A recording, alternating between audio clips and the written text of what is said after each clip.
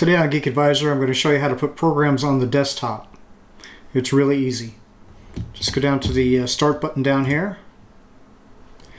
Find a program that you want to put on the desktop. Let's say I want to put a calculator on the desktop. I'll just left click on it, hold it, and drag it to the desktop. It'll create a link.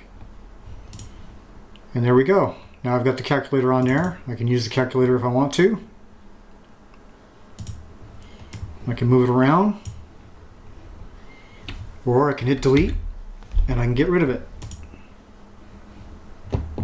So it's pretty easy. Just find a program that you want to put on the desktop. I'm going to put Belarc Advisor on the desktop. Copy it over, drop it, and I can move it around.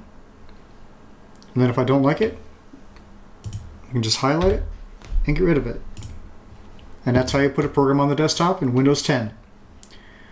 Please check out my other videos. I've got one over here on the left on how to put dark mode on Chrome. And on the left-hand side, I've got a playlist of Windows tips. Please like, subscribe, and comment, and I'll see you in the next video. Thanks for watching.